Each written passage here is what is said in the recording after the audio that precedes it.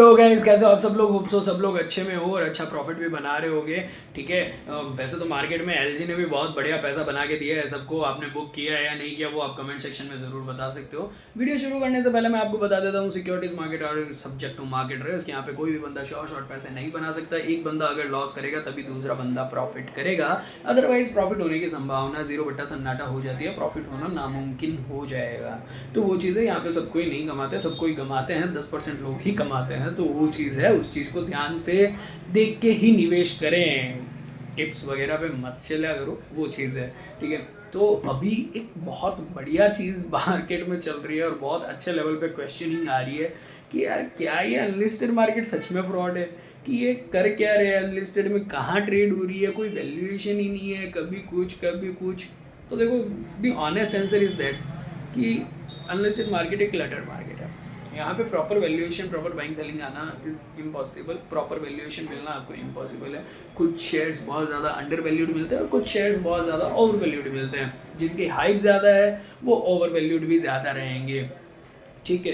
तो दी very first क्या है कि मैं आपको कुछ एग्जांपल दे देता हूँ। अभी जैसे सबसे पहले एचडीबी की आईपीओ आया। एचडीबी अनलिस्टेड मार्केट में 1400-1700 के आसपास था और उसके बाद जैसे जैसे आईपीओ आया 746 पे। उसके बाद दूसरा जो आईपीओ आया था वो आया था एनएसडीएल का। एनएसडीएल का अनलिस्टेड मार्केट 1200, 1300, 1400 और आईपीओ आया था 800 पे।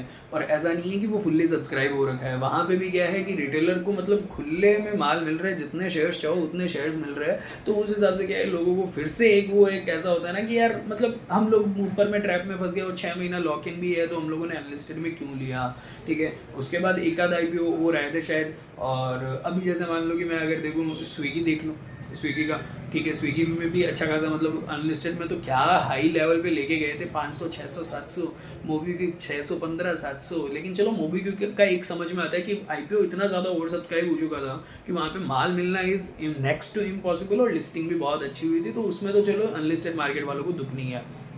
लेकिन इसके अलावा रही बात दूसरी, सबसे बड़ा जो अभी गैम्बलिंग हुई है वो हुई है टाटा कैपिटल में। टाटा कैपिटल 1100 रुपये का भाव और अनलिस्टेड मार्केट में 1100 हज़ार रुपये के भाव पे हैवी बाइंग हो रही है। 700, 800, 900, 1000 मुंह देख के टीका काटो।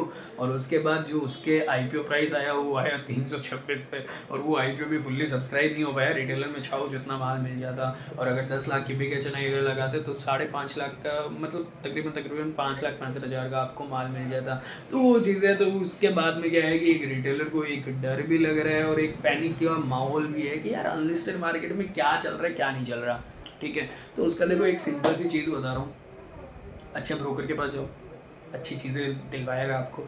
और क्या होगा ना कि 2 रुपये क्या पता बचा लोगे कहीं पे, मतलब इधर उधर जाके, लेकिन वहाँ पे आपको अच्छी चीज़ें नहीं मिलेंगी। मैं आपको दी वेरी फर्स्ट बता देता हूँ, मैं अपनी बात बिल्कुल नहीं कर रहा। बहुत से ऐसे ब्रोकर हैं जो मेरे जितना ही डीप रिसर्च करते हैं और मुझसे ज़्यादा डीप रिसर्च करते हैं, मेरे से ज़्यादा अच्छा उनका ट्रैक रिकॉर्ड है। ठीक है। दी वेरी फर्स्ट अगर मैं आपको मेरा ट्रैक रिकॉर्ड बताऊँ, मैं ऑर्बिस मैंने लगभग 900 रुपये में बाय किया था। आज की डेट में ऊपर में 600 रुपये जाके नीचे में भी 500 रुपये के भाव चल रहे हैं अनलिस्टेड मार्केट में। और मेरा टारगेट जैसे ही हिट होगा हम लोग मार्केट में हमारी सप्लाई दे देंगे। उसके अलावा रही बात दूसरी, टाटा कैपिटल में हम लोगों ने काम किया था 180 पे। 180 पे काम करके हम लोगों ने 900 रुपये पे उसको एग्जिट करवा दिया था। सारे के सारे इन्वेस्टर्स को बोला था एग्जिट कर लो, लेकिन अब वो लोग अगर एग्जिट नहीं कर रहे तो उसमें हमारा कोई भी रोल नहीं है। तो वो चीज़ है। उसके अलावा रही बात दूसरी, अगर मैं आपको और अच्छे अच्छे स्टॉक्स की बात बताऊँ, वारी एनर्जी हम लोगों ने 400 रुपये 500 रुपये पे काम किया था। 800 रुपये में तो भयंकर काम किया था। आईपीओ आया था 1503 पे और 1503 पे भी आपको माल नहीं मिला था। लिस्टिंग करवाई थी सीधी 3000 के आसपास और आज भी उसका भाव 3500 रुपये के आसपास चल रहा है। उसके अलावा रही बात दूसरी, मैंने काम किया है एनएससी में और छाती ठोक बजा के काम किया है। काफ़ी ऐसे लोग भी हैं जो इंस्पायर हमसे होके दूसरी जगह से माल ले रहे हैं, हमको भी सारी चीज़ें पता चलती है। लेकिन वो चीज़ है कि जितना हम लोग एनालिसिस करते हैं ना, वो चीज़ का एक आपका भी उतना लायबिलिटी बनता है हमारी तरफ। ठीक है। तो वो चीज़ है। लेकिन एनएससी में भी हम लोगों ने जब रिसर्च किया था कोई काम नहीं कर रहा था एनएससी में उस वक्त डिलीवरी टाइम लग रहा था और हम लोग काम कर रहे थे शुरुआत में। जब ऐसा समझ लो अनलिस्टेड मार्केट में इसकी इक्विटी आई थी 2 साल 3 साल पहले, जब उसके भाव हुआ करते थे 900 हज़ार रुपये। उसके बाद तो 1 का 5 कर दिया तो वो वैल्यूएशन बनता है लगभग 200 रुपये का। उसके बाद वहाँ से बढ़ता 4,000 रुपये इन्होंने क्या किया, 1 पे 4 का बोनस करके 1 शेयर्स के 5 शेयर्स कर दिए। उसके बाद भी आज का जो वैलिड भाव है वो देखोगे 1800-1900 है। लेकिन एक डिस्क्लेमर है, मैंने मेरे सारे इन्वेस्टर्स को 2500 रुपये के भाव पे एग्जिट भी दिलवा दिया है, तो आप अपने हिसाब से देख लो, क्योंकि आईपीओ इसका भी अगर मान लो मोटा मोटी अगर वैसे देखें 1200-1300 रुपये आने की उम्मीद है, उससे ज़्यादा अभी एज ऑफ नाउ आता हुआ नहीं दिख रहा है, ठीक है। तो वो सारी चीज़ें, लेकिन डिविडेंड बहुत अच्छा देता है, सारी चीज़ें, लेकिन ये सारी एक्सक्लूसिव रिसर्च रिपोर्ट्स हैं। तो हमारे इन्वेस्टर एज ऑफ नाउ तो प्रॉफिटेबल है और बहुत बढ़िया लेवल पे प्रॉफिटेबल है। अब कुछ अगर कमेंट करने भी आओगे तो आप अपनी गलतियाँ भी बताना, ठीक है। रीज़न बिहाइंड द सीन काफ़ी ऐसे लोग हैं जिनको क्या है कि जैसे मान लो एचडीबी में नुकसान हुआ है, एचडीबी में अगर नुकसान हुआ है तो भाई साहब ऐसी बात है कि आप लोगों को सजेशन कभी नहीं दे रखा हम लोगों ने कि एचडीबी बाय करो। मैंने जिन भी शेयर्स में काम किया है, मैं छाती ठोक के बोल सकता हूँ वो सारे के सारे प्रॉफिटेबल है एज ऑफ नाउ, एक शेयर को छोड़ के। तो वो सारी चीज़ें, एक शेयर मैं खुद मानूंगा जो मैट्रिक्स है, जिसमें मेरी वजह से काफ़ी लोगों का नुकसान भी हुआ है। तो वो सारी एक जेन्युइन चीज़ें, लेकिन एट लास्ट हम लोग जितना डीप रिसर्च करते हैं उतना बहुत कम लोग रिसर्च करते हैं। तो वो चीज़ है, और जो रिसर्च करेगा वो अपना प्रीमियम चार्ज करेगा। मैं आपको जस्ट एक एग्जांपल की बात करता हूँ। अभी जो हॉट पिक चल रहा है, जैसे मान लो कि हाँ सब लोगों की ज़ुबान पे है ओयो पाइन लैब्स वगैरह, तो अगर वो देखोगे नॉर्मल ऐसा है कि आपको अगर बाजार में 26 रुपये का कोई ऑफर दे रहा है, 24 रुपये का कोई ऑफर दे रहा है, भाई मेरे पास महंगाई मिलेगा, मेरे पास 28 का ही मिलेगा। एग्जाम्पल की बात दे रहा हूँ मैं आपको। तो वो चीज़ है, हम लोग 1-2 रुपये प्रीमियम चार्ज करते हैं, उसका सिर्फ और सिर्फ वो रीज़न होता है कि हम लोग हमारा एक्सक्लूसिव रिसर्च रिपोर्ट्स आपको देते हैं, ठीक है। अब एक्सक्लूसिव रिसर्च रिपोर्ट क्या होता है, वो सारी चीज़ें मैं आपको और बता देता हूँ। जैसे अभी जो एक हॉट पिक चल रहा है अनलिस्टेड मार्केट में, वो चल रहे हैं लेंसकार्ट, ग्रो और उसके अलावा SBI AMC, just because the Canara Robeco AMC के IPO की वजह से, ठीक है। लेकिन सबसे पहले बात करते हैं कैनरा रोबेको AMC की। कैनरा रोबेको AMC आप लोगों ने फाइनेंशियल्स आप लोगों ने देखने नहीं है, किसी ने बोल दिया उन पे ट्रस्ट करके आप लोग ले रहे हो, तो ट्रस्ट कर जिस पे कर रहे हो वो बंदा तो ढंग का देखो, ठीक है। तो वो चीज़ है, और 1-2 रुपये बचाने के चक्कर में जाओगे ना तो ऐसे ही नुकसान में रहोगे। तुम आज मुझसे लिखा के ले लो। रही बात जिन लोगों ने NSE मेरे से देख के किया है, बेचने को मिला है क्या वापस? बाइंग सेलिंग में जब बेचने की बारी आई थी तब मिला क्या? तब कुछ नहीं मिलेगा।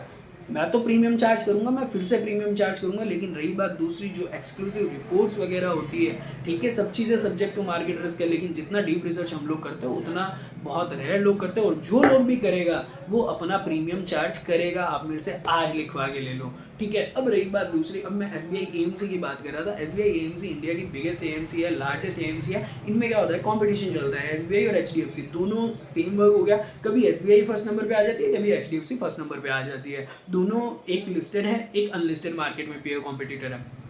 अब रही बात दूसरी, अगर मैं इन दोनों को कंपेयर करूं, वैलिड जो भाव है आज की डेट में अनलिस्टेड मार्केट में वो तकरीबन 2600-2700 के आसपास है। हो सकता है 2500 तक भी है, क्योंकि हम लोग इसमें एज ऑफ नाउ काम नहीं कर रहे। हम लोगों ने 700-800 में खूब काम किया है। अब मेरे को ओवर वैल्यूड लग रहा है। क्यों लग रहा है वो भी मैं आपको बता देता हूँ। अगर IPO इस रेंज में लेके आए ना, IPO की वो बोले ना कि सारी ऐसी तैसी हो जाए, IPO वो नीचे चला जाएगा पूरा का पूरा। रीज़न बिहाइंड द सीन अगर मैं आज आपको बताऊँ, HDFC AMC का जो PE रेशो है वो 46 के आसपास का है। और रही बात दूसरी, जो अपना PB रेशो की बात करें, वो 14 का PB रेशो है, ठीक है। तो अगर उसके कंपैरिजन से अगर हम लोग देखें, नेटवर्थ के हिसाब से देख लो, चाहे पी रेशो के हिसाब से देख लो, पी रेशो ऑलरेडी 45-46 है। और उसके अलावा रही बात दूसरी, अगर पीबी रेशो की बात करोगे वो आपको कैलकुलेट करना पड़ेगा जितना इसका मार्केट कैप है और जितना इसका नेटवर्थ है। मार्केट कैप आपको प्राइस के हिसाब से निकालना पड़ेगा, प्राइस इंटू अर्निंग रेशो के हिसाब से अगर आप कैलकुलेट करोगे तो आपको नंबर ऑफ शेयर्स वगैरह उस हिसाब से आपको क्या है कि number of shares multiply by price करोगे तो मार्केट कैपिटल आ जाएगा। Market capital divided by net worth करोगे तो आपको आपके पास पीबी रेशो आ जाएगा, वो आ जाएगा 14 रुपये के आसपास, मतलब 14 का पीबी रेशो आ जाएगा आपके पास। तो यहाँ पे आपको वैल्यू कहाँ मिली मेरे भाई? कहाँ अपसाइड पोटेंशियल कहाँ है? मतलब ऑलरेडी ये डिस्काउंट करके चल रहा है सारी चीज़ें। अब आप इस शेयर में घुसोगे तो कहाँ मिलेगा आपको? घंटा ही कुछ नहीं मिलेगा।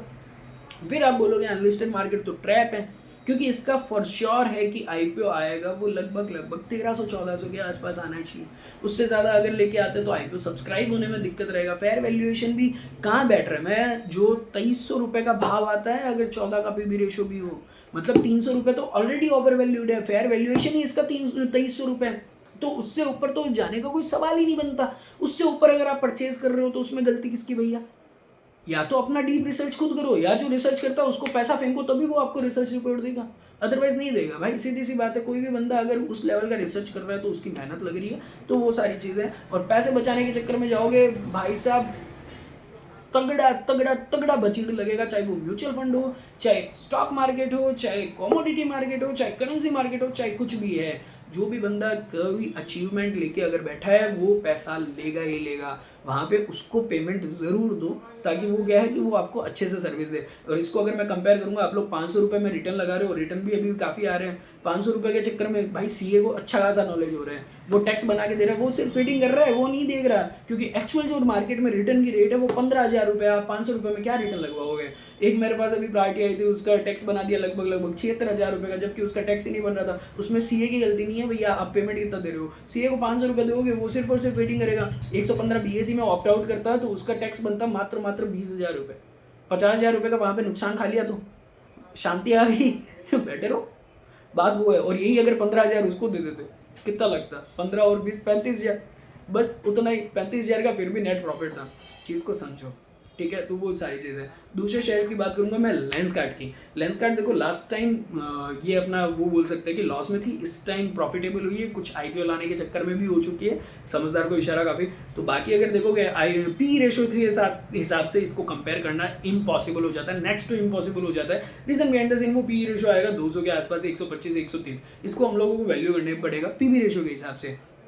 Price to big value ratio भी इसका अगर आप कैलकुलेट करोगे, ये मैं चलो आपके ऊपर छोड़ता हूँ, इसका कैलकुलेट आप करो, कुछ तो रिसर्च आप करोगे। लेंसकार्ट का भाव 670 है भाई साहब, इसका आईपीओ देखना क्या रेट पे आएगा। लेंसकार्ट ब्रांड वैल्यू करते हो आप, तो लेंसकार्ट में घुस रहे हो, आप लेंसकार्ट में घुस रहे हो, फिर आप बोलोगे यार लॉस हो गया, यार भैया लॉस हो गया, अनलिस्टेड मार्केट तो बकवास है। भाई साहब यही चीज़ होती है, ले लो। आप इसको क्या कंपेयर करोगे? 670 पे वो दे रहा है, 650 पे ये दे रहा है, 635 पे ये दे रहा है, चलो 635 पे ले लिया। मैं बोल रहा हूँ 635 पे भी आपने गलत लिया है, इसका भाव 300 रुपये है तो भी आपने गलत लिया है। एक एग्जाम्पल की चीज़ दे रहा हूँ मैं आपको, ठीक है। फेयर वैल्यूएशन इसका आप भी निकालोगे तो वो है, और अगर आप निकालते हो तो नीचे आराम से कमेंट करके मेरे को बताना जरूर। उसके अलावा एक बात दूसरी, तीसरे शेयर की बात कर लेते हैं, ग्रो। अगर ग्रो की मैं बात करूँ, ग्रो की अनलिस्टेड मार्केट में जब ईसॉप्स आए थे वो आए थे 180 रुपये पे। इन लोगों ने परचेज क्या भाव पे किए, एग्जैक्ट बाइंग प्राइस मेरे को पता है, तो ज़्यादा डिटेल वाइज करूँगा नहीं। देखो ग्रो में अच्छा खासा काम किया है, लेकिन नॉर्मल किसी ने पूछा है कि भैया काम करना चाहिए कि नहीं करना चाहिए, आई वाज लाइक कि भाई मेरे साइड से तो नहीं लेना चाहिए, ग्रो बिल्कुल मत लो। क्योंकि वो कोई भाव है क्या यार 180 रुपये? 180 रुपये, इसका पी रेशियो कितना बन के आ रहा है पता है? 60 रुपये का। जबकि लिस्टेड मार्केट में पी कितना चल रहा है? 32 का पी चल रहा है, किसी का 20 का पी चल रहा है। सिक्योरिटीज मार्केट में, ब्रोकरेज मार्केट में एक अच्छा शेयर है, बहुत तगड़ा शेयर है, तो वहाँ पे भी एक अच्छा खासा हम लोग बैट खेल सकते हैं, और हम लोग उस पर खेल भी रहे हैं। और डिविडेंड देता है भाई साहब, अच्छा खासा डिविडेंड एक साल में, मतलब पिछले 7 साल का रिकॉर्ड मेरे पास है, एक भी साल ऐसा नहीं है कि उसने डिविडेंड नहीं दिया, और अच्छा खासा भर के डिविडेंड दिया। डिविडेंड यील्ड है भाई साहब 5% 6% का, और जबकि जो डिविडेंड यील्ड रहता है वो 2% का रहता है। तो बेसिकली वो चीज़ है। लेकिन ग्रो की अगर मैं बात करूँ, 60 के पी रेशो पे लोगे यार, 60 के पी रेशो पे एंजल वन क्यों नहीं ले रहे? कुछ लोग बोल रहे हैं इसमें एम्स इंक्लूड है। अरे एम्स इंक्लूड है, एंजल वन में नहीं है। तो बात है वो, एंजल वन का पी रेशो आप निकाल के चेक करना, उसके बाद आप ग्रो ले रहे हो यार, फिर आप बोलोगे अनलिस्टेड मार्केट तो यार बहुत बकवास है। अनलिस्टेड मार्केट बकवास नहीं है।